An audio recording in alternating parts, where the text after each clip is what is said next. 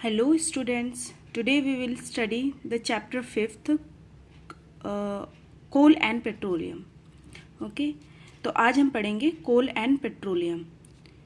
In this class we will study only about coal. कोयला क्या होता है, कोयला के बारे में पूरा डिस्क्रिप्शंस पढ़ेंगे कि कोयले का फॉर्मेशन कैसे हुआ था और कोयले का उपयोग कहाँ कहाँ पे किया जाता है, ठीक है, और कि किससे हुआ था ये फॉर्मेशन यानी कि उत्पादन, ठीक है। तो हम आगे बढ़ते हैं, इस चैप्टर में पढ़ते हैं। आप आसपास के वातावरण में आप क्या देखते हो, what you see in your surrounding, आपको क्या क्या सराउंडिंग में दिखाई देता है, क्या क्या दिखता है। अगर आप आसपास देखोगे तो क्या क्या दिखेगा, बहुत सारी वस्तुएं दिखाई देंगी। कुछ वस्तुएं ऐसी होंगी जो मैन मेड होंगी और कुछ वस्तुएं ऐसी होंगी जो प्रकृति द्वारा निर्मित हैं, ठीक है, जिसको मनुष्य ने नहीं बनाया है, प्रकृति द्वारा पहले से ही उत्पन्न है।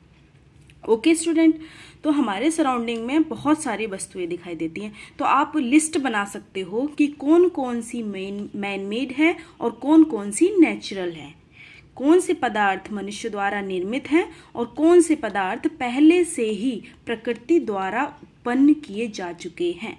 ओके स्टूडेंट, तो आप लोग क्या करोगे, लिस्ट बनाओगे, ठीक है।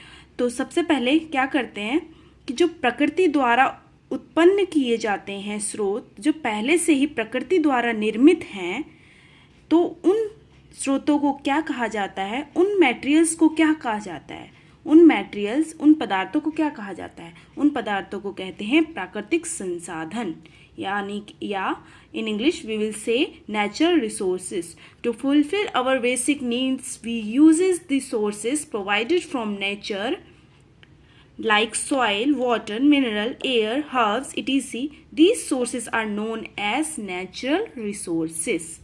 ऐसे संसाधन जो प्रकृति द्वारा निर्मित हैं या फिर प्रकृति द्वारा उत्पन्न किए जाते हैं, ऐसे संसाधन प्राकृतिक संसाधन कहलाते हैं। Okay, you got it. अब प्राकृतिक संसाधन क्या है वो पता चल गया, और मानव निर्मित संसाधन क्या है, जो मनुष्यों द्वारा उत्पन्न किए गए हैं, मनुष्यों द्वारा बनाए गए हैं, उन्हें क्या बोलते हैं, मानव निर्मित संसाधन। अब प्राकृतिक संसाधन में एग्जाम्पल क्या क्या है, उदाहरण क्या क्या है, मिट्टी, जल, खनिज। मिट्टी मनुष्य ने बनाई है, नहीं। जल मनुष्य ने बनाई है, नहीं। वायु मनुष्य ने बनाई है, नहीं, ठीक है। वनस्पति भी मनुष्य ने नहीं बनाई है, ये किसने बनाई है, प्रकृति द्वारा निर्मित है। ये क्या है, प्रकृति द्वारा निर्मित है। और मनुष्यों ने कौन कौन सी बनाई है वस्तुएं, आपने लिस्ट बनाई, कौन कौन सी होती है, टेबल, चेयर, ये किसने बनाई है, मनुष्य ने बनाई है। ओके, तो अब सबको पता चल गया प्राकृतिक संसाधन क्या होते हैं। अब आगे बढ़ते हैं। प्राकृतिक संसाधन के प्रकार कौन कौन से होते हैं। प्राकृतिक संसाधन होते हैं, ठीक है, वो पता चल गया जो प्रकृति द्वारा उत्पन्न हो, लेकिन प्राकृतिक संसाधन के प्रकार कौन कौन से हैं। अब प्राकृतिक संसाधन के दो प्रकार होते हैं, एक का नाम होता है अक्षय संसाधन और एक का नाम होता है समाप्त होने वाले प्राकृतिक संसाधन, ठीक है। अब जो मैन मेड हैं थिंग्स, जो मैन मेड मटेरियल्स हैं, जैसे टेबल हो गया, चेयर हो गया, कुर्सी हो गया, ये कभी ना कभी समाप्त हो जाता है, मतलब डैमेज हो जाता है, डिस्ट्रॉय हो जाता है, जैसे टाइम बढ़ता जाता है, दिनों दिन ये खराब होता जाता है। ये तो नहीं है कि लिमिटेड है, ये वस्तु क्या है, लिमिटेड है। ऐसा नहीं है कि ये कभी भी खराब नहीं होंगे। जैसे ये पेन है, ये कभी खत्म नहीं होगा।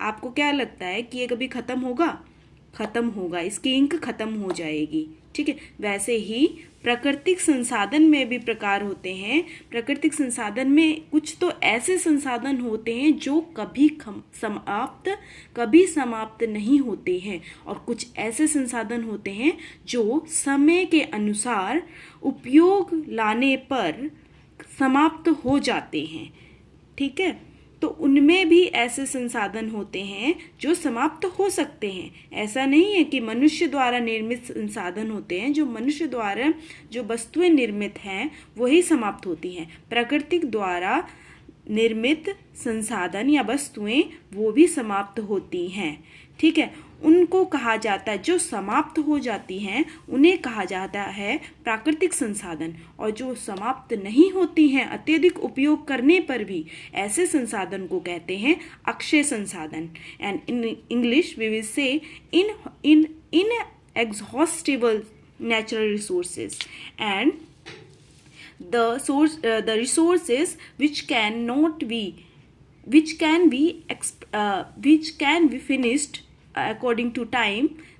These resources are known as exhaustible natural resources. Okay, अब इनएग्जॉस्टेबल और एक्सॉस्टेबल नेचुरल रिसोर्सेज में आपको डिफरेंस पता चल गया। इनएग्जॉस्टेबल रिसोर्सेज क्या होते हैं? जिनका उपयोग करने पर भी समाप्त नहीं होते हैं, यानी कि जो खत्म नहीं होते हैं, उनको बोलते हैं इनएग्जॉस्टेबल। एंड एग्जॉस्टेबल किसको बोलते हैं? जो समाप्त हो जाते हैं। ठीक है, इनका अत्यधिक उपयोग करने पर ये समाप्त हो जाते हैं।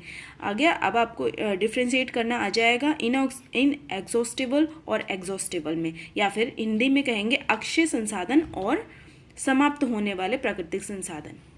ठीक है, तो इनमें अंतर पता चल गया।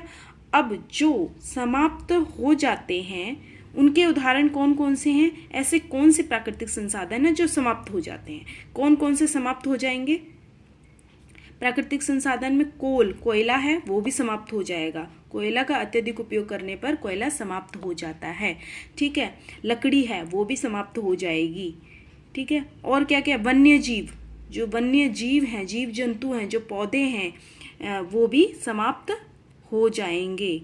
ठीक है, वन है, फॉरेस्ट भी समाप्त हो जाएंगे, समय अनुसार ये खत्म हो जाएंगे। फिर दोबारा उगेंगे वो बात अलग है, लेकिन एक बार ये खत्म हो सकते हैं। इनका उपयोग किया जाएगा, इनकी लकड़ी काट के इनकी बेंच बनाया जाएगा, टेबल बनाया जाएगा, तो ये समाप्त हो जाएंगे। Okay student. और ये जो क्या है, इन एग्जॉस्टेबल हैं, जो जिन्हें अक्षय संसाधन बोलते हैं, जैसे सूर्य का प्रकाश। इनका उदाहरण क्या है? सूर्य का प्रकाश, ये कभी समाप्त नहीं होने वाला। वायु है, हवा है, ये कभी समाप्त नहीं होने वाली। ठीक है, तो इनमें भी ऐसे संसाधन हैं जो समाप्त हो सकते हैं। You got it now? तो इस चैप्टर में हम आगे बढ़ेंगे, जो समाप्त होने वाले प्राकृतिक संसाधन हैं उनके बारे में डिस्क्रिप्शंस पढ़ेंगे। ठीक है, तो क्या है समाप्त होने वाले प्राकृतिक संसाधन, या फिर बोले एग्जॉस्टेबल नेचुरल रिसोर्सेज हैं जो समाप्त हो जाते हैं, वो कौन कौन से हैं? कोल मैंने बताया, पेट्रोलियम और नेचुरल गैसेस। प्राकृतिक जो गैसेस हैं वो खत्म हो जाएंगी अत्यधिक उपयोग करने पर। पेट्रोल खत्म हो जाएगा, कोल खत्म हो जाएगा। ये तीनों के तीनों संसाधन ऐसे हैं, प्राकृतिक संसाधन हैं ये प्राकृतिक संसाधन, इन्हें मनुष्य ने नहीं बनाया है। You got it? मनुष्य ने ये कोल मनुष्य ने अपने हाथों द्वारा नहीं बनाया है, ये आया तो प्रकृति से ही है। ठीक है, तो ये क्या है? प्राकृतिक संसाधन है, ये खत्म हो जाएंगे। ठीक है, लेकिन अब ये कोल होता क्या है, इसको डिटेल में पढ़ेंगे कि कोल क्या है तो कोल, इसे मनुष्य ने नहीं बनाया है। ठीक है, लेकिन कैसे बनाए? फिर प्रकृति ने बनाया है, लेकिन प्रकृति से भी कैसे बनाए? अब सूरज की रोशनी ये तो प्रकृति ने बनाई है, लेकिन ये इसका फॉर्मेशन हुआ नहीं है, ये पहले से ही है। वायु है, वायु भी पहले से ही है, इसका फॉर्मेशन नहीं किया, लेकिन कोल का फॉर्मेशन हो सकता है। तो कैसे हुआ इसका उत्पादन? कोल का उत्पादन कैसे हुआ वो हम पढ़ेंगे कि कोल होता क्या है और कोल का उत्पादन कैसे हुआ। कोल है क्या? वैसे कोल क्या है? कोल एकदम काले कलर का होता है। ठीक है, कैसा होता है? काले रंग का होता है, और ये पत्थर के समान हार्ड होता है। ठीक है, और ये इसका उत्पादन कैसे हुआ है? मृत जीवों के अवशेषों से बनता है। कोयला कैसे बनता है? मृत जीवों के अवशेषों से। They are formed by dead remains of living organisms. अब लिविंग ऑर्गेनिजम्स में, मृत जीवों में पेड़ पौधे भी आते हैं, और क्या आते हैं? जीव जंतु भी आते हैं। इनके मरने के जो अवशेष होते हैं, जो बचे हुए अवशेष होते हैं, उनसे कोयला बना है। इसलिए कोयले को फॉसिल फ्यूल भी कहा जाता है। क्या कहते हैं? कोयले को फॉसिल फ्यूल क्यों कहते हैं? क्योंकि ये मृत जीवों के अवशेषों से बने हैं, क्योंकि ये dead remains of living organism से बने हैं। ओके, ये हार्ड हैं पत्थर की तरह, और इनका रंग क्या है? काला होता है। और इनका उपयोग कहाँ कहाँ पे होता है? इनका उपयोग किया जाता है खाना बनाने में। It is use to cook food. It was use in railway engine to produce steam to run the engines. पहले क्या होता था, इनका उपयोग पहले किया गया है और अभी भी कर सकते हैं अगर चाहें तो, लेकिन ये टाइम कंज्यूम बहुत ज़्यादा करता है। कि किस में उपयोग किया जाता था इनको? रेलवे जो इंजन होते थे, रेलवे के जो इंजन है जिससे कि ट्रेन चलती है, उसमें इस कोयले का उपयोग किया जाता था। कैसे क्यों किया जाता था इसको उपयोग? ताकि यह कोयला स्टीम उत्पन्न कर सके, भाप कर सके और यह जल सके। जलने से, कोयला जलेगा तो स्टीम आएगी, भाप आएगी, और भाप से इंजन चलता था। तो इसीलिए उन इंजनों को उस टाइम पे बोलते थे स्टीम इंजन, जो भाप द्वारा इंजन चल रहे हैं। तो इनका उपयोग कहाँ पे किया जाता था? पहले रेलवे इंजन्स में भी उपयोग किया जाता था। ठीक है, और इनका उपयोग कहाँ पे किया जाता है? अभी इस टाइम पे थर्मल पावर प्लांट में किया जाता है। मतलब यह हीट उत्पन्न करते हैं। इनको जब जलाएंगे तब ये क्या उत्पन्न करेंगे? ये उत्पन्न करेंगे हीट, जिससे कि हीट से क्या होगा? इलेक्ट्रिसिटी। हीट से, गर्मी से क्या पैदा होगी? इलेक्ट्रिसिटी, यानी कि बिजली। जो घरों में बल्ब जलते हैं, लाइट जलती है, स्कूल में फैन चलते हैं, ये सब किससे हो रहा है? बिजली की वजह से हो रहा है। तो कोयला का उपयोग जब थर्मल पावर प्लांट में होता है तब इलेक्ट्रिसिटी उत्पन्न होती है। यू गॉट इट नाउ कि ये कोयला है क्या चीज़ और कोयले का उत्पादन किससे हुआ था? किससे हुआ था? पता चल गया। मृत जीवों के अवशेषों से कोयले का निर्माण हुआ था, कोयले का उत्पादन हुआ था। अब हम पढ़ते हैं कि कैसे हुआ था। उत्पादन किससे हुआ ये पता चल गया। उत्पादन का, कोयले का उपयोग कहाँ पे किया जाता है ये पता चल गया। और कोयले किस तरीके का होता है, किस रंग का होता है, इसका ढांचा क्या है ये भी पता चल गया। ठीक है, अब हम पढ़ते हैं कि ये इसका उत्पादन कैसे हुआ। Okay, here is full description of formation of coal। ठीक है, कोल का फुल विवरण, पूरा विवरण कोयले का उत्पादन का कैसे हुआ। ठीक है, वो देखते हैं, स्टेप बाय स्टेप पढ़ेंगे। Due to natural process like flooding buried under the soil, forest buried under the soil। क्या हुआ था? प्राकृतिक प्रक्रियाओं जैसे कि बाढ़ का आना, बारिश होना, बिजली कड़कना, हवा चलना, इनसे क्या हुआ? ये है 300 मिलियन पहले की बात है। 300 मिलियन पहले ऐसा हुआ था कि जो पौधे हैं, जंगल था, पूरा का पूरा जंगल कहाँ पे दब गया? पूरा का पूरे जंगल के जो पौधे थे वो मिट्टी में धंस गए। किसकी वजह से धंसे? नेचुरल प्रोसेस की वजह से, मतलब बाढ़ की वजह से। बाढ़ जब आई थी तो सारे जो जंगल के जितने भी पेड़ पौधे थे सब के सब मिट्टी में धंस गए। ठीक है, 300 मिलियन पहले की बात है। उसके बाद क्या हुआ?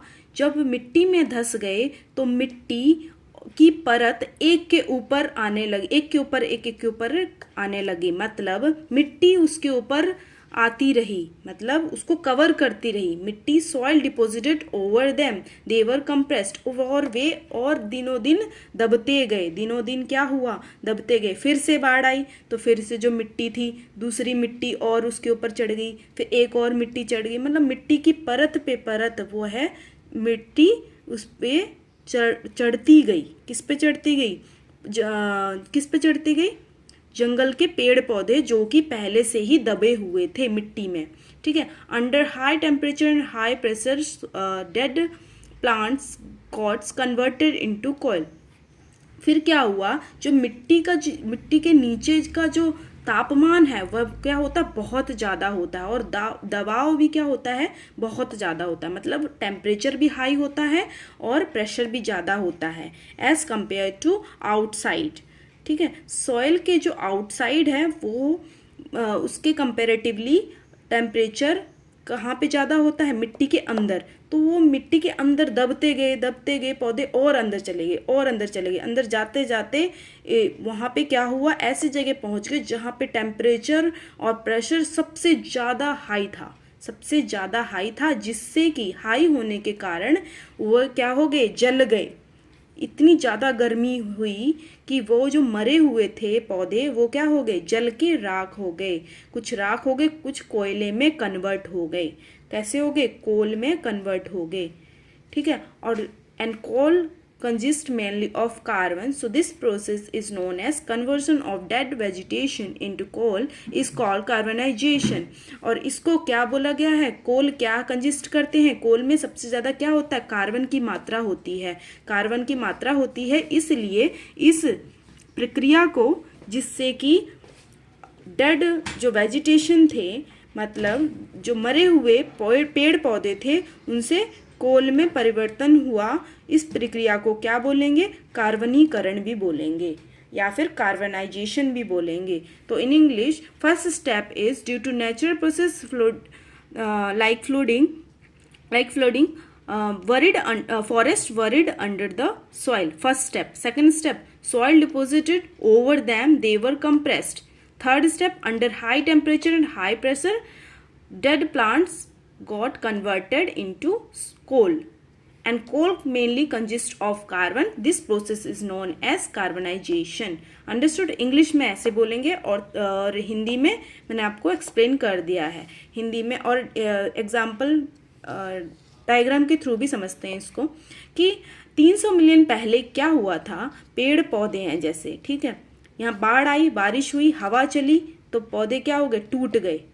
जंगल के जितने सारे के सारे पेड़ थे वो टूट गए।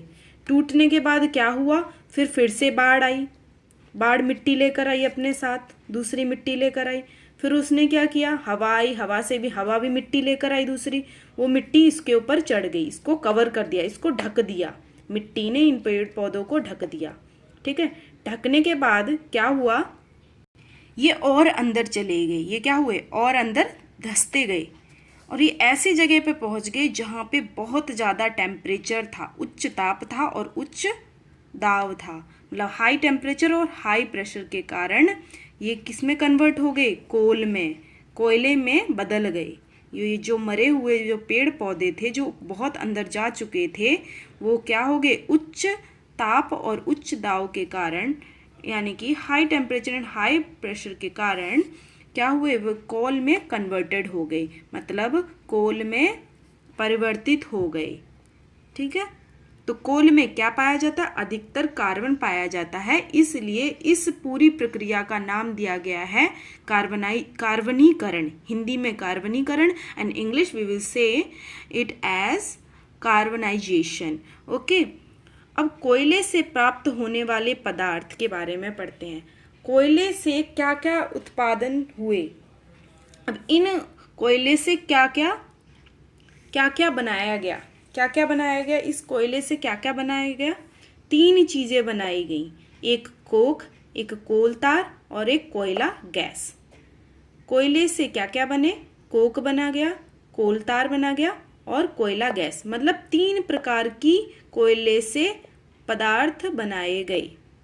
कोयले से प्राप्त होने वाले पदार्थ या फिर कोयले से प्राप्त होने वाले उत्पाद, ये क्वेश्चन आएगा तब क्या बताओगे, कोयले से प्राप्त होने वाले 3 उत्पाद होते हैं, कौन से होते हैं, एक कोक होता है, एक कोलतार होता है, एक कोयला गैस होती है। ठीक है, तो कोक क्या होता है उसके बारे में पूरा डिस्क्रिप्शन पढ़ते हैं, उसका वर्णन पढ़ते हैं। सबसे पहले कोक क्या होता है, कोक क्या होता है, कोक यह एक कठोर संरद्र और काला पदार्थ है। यह कैसा है, एक कठोर है और काले रंग का पदार्थ है। कोक कैसा होता है, एक कठोर होता है बहुत ज़्यादा और काले रंग का है। ठीक है, ठोस पदार्थ होगा, और यह कार्बन का लगभग शुद्ध रूप है। It is almost purest form of carbon. यह क्या है, कार्बन का लगभग शुद्ध रूप है, इसमें ज़्यादातर कार्बन शुद्ध मात्रा में पाया जाता है। तो मतलब सबसे ज़्यादा पाया जाने वाला कार्बन किस कोयले के उत्पाद में होता है, वह उसका नाम क्या है, ये क्वेश्चन आ गया तो क्या बताओगे, कोक बताओगे। ठीक है, इसमें कार्बन का लगभग शुद्ध रूप पाया जाता है सबसे ज़्यादा। ठीक है, दूसरा, इसका उपयोग कहाँ पे किया जाता है, इसका उपयोग कहाँ पे किया जाता है, इस्पात के औद्योगिक निर्माण में। ठीक है, इस्पात जहाँ पे बनता है लोह व इस्पात बनते हैं उसके औद्योगिक निर्माण में इसका उपयोग किया जाता है। और दूसरा धातुओं के निष्कासन में किया जाता है। जो धातुएं होती है, मैंने पिछली क्लास में पढ़ाया था धातुओं और अधातुओं के बारे में बताया था। तो धातुओं से जैसे कि गोल्ड हो गया, एल्युमिनियम हो गया, और क्या हो गया, सिल्वर हो गया, चांदी, सोना, इन सब के निष्कर्षण में भी इसका उपयोग किया जाता है। किसका उपयोग किया जाता है? कोक का उपयोग किया जाता है। नेक्स्ट उत्पाद है, दूसरा कोयले का उत्पाद है, कोयला द्वारा उत्पाद किया हुआ पदार्थ है, वह कौन सा है? कोल तार। हिंदी में बोलेंगे कोल तार, इन इंग्लिश वी विल से कोल टार। ठीक है। यह एक काला गाढ़ा द्रव है। यह कैसा है? ब्लैक कलर का लिक्विड फॉर्म में पाया जाता है। यह थिक ब्लैक लिक्विड है। क्या है यह? बहुत ज़्यादा काला गाढ़ा होता है और ये काले रंग का होता है, और यह एक द्रव है, मतलब लिक्विड है। ठीक है, सॉलिड नहीं है। जैसे कि कोक सॉलिड था, ये क्या है? लिक्विड है। और इसमें स्मेल, इसकी गंध अप्रिय है, मतलब हैव अनप्लीजेंट स्मेल, मतलब अच्छी नहीं है। इसकी जो गंध है वो बहुत गंदी है। ठीक है, अच्छी नहीं है इसकी गंध। आगे समझ में कोलतार कैसा दिखता है। अब कोलतार का उपयोग कहाँ पे किया जाता है? कोलतार का उपयोग किया जाता है संश्लेषित रंग, जो डिफरेंट के कलर होते हैं, उसमें उसका निर्माण करते टाइम पे कोलतार का उपयोग किया जाता है। औषधि का निर्माण करते टाइम पे भी कोलतार का उपयोग किया जाता है। विस्फोटक, जो ये बॉम्ब होते हैं, इनमें भी किसका उपयोग किया जाता है? कोलतार का। प्लास्टिक निर्माण में भी इसका उपयोग किया जाता है। पेंट जो आते हैं ना, कलरफुल पेंट जो आपके घरों में पेंट होते हैं, गाड़ी में पेंट, बॉक्स में पेंट किया जाता है, ये सब किसके द्वारा निर्मित होता है? कोल तार की मदद से यह संपन्न हो पाता है, यह पेंट बन पाता है। और दूसरा, फोटोग्राफिक पदार्थ में भी इसका उपयोग किया जाता है। फोटोग्राफिक सामग्री में भी, फोटोग्राफिक मटेरियल में भी इसका उपयोग किया जाता है। ठीक है। और जो छत का निर्माण होता है, रूफ कंस्ट्रक्शन में भी इसका उपयोग किया जाता है। छत का निर्माण कोल तार के उपयोग से होता है। ठीक है, छत का भी उपयोग किया जाता है किसकी मदद से? कोल तार की मदद से। Okay, you got it. तो ये कोल तार के उपयोग थे। और कोल तार कैसा होता है, कोक कैसा होता है, और ये किसका उत्पाद है, कौन से पदार्थ से बना है? ये कोल से बना है, मतलब कोयले से बना है ये। ठीक है। आगे सब next class we will discuss about third type of coal, that is कोयला गैस। कोयला गैस का निर्माण कैसे होता है और कोयला गैस कहाँ कहाँ पे उपयोग में लाई जाती है, इसके बारे में पढ़ेंगे। और पेट्रोल क्या होता है और पेट्रोल का निर्माण कैसे हुआ, पेट्रोल का उत्पादन कैसे हुआ और किससे हुआ, यह नेक्स्ट क्लास में पढ़ेंगे। ओके स्टूडेंट, तो कोयला के बारे में फुल डिस्क्रिप्शन, कोयले का उत्पादन किससे हुआ, आज का होमवर्क है। क्या करना है, कोयले का उत्पादन किससे हुआ और कैसे हुआ कोयले का उत्पादन। ठीक है, ये दो क्वेश्चन, थर्ड क्वेश्चन आपका होमवर्क में है, ये क्वेश्चन का आंसर देना है और याद भी करना है। और थर्ड क्वेश्चन है, कोयले से प्राप्त होने वाले पदार्थ कौन कौन से हैं। ठीक है, ये 3 क्वेश्चन आपका होमवर्क है, तो इसको कंप्लीट करना। ओके स्टूडेंट, ठीक है, थैंक यू।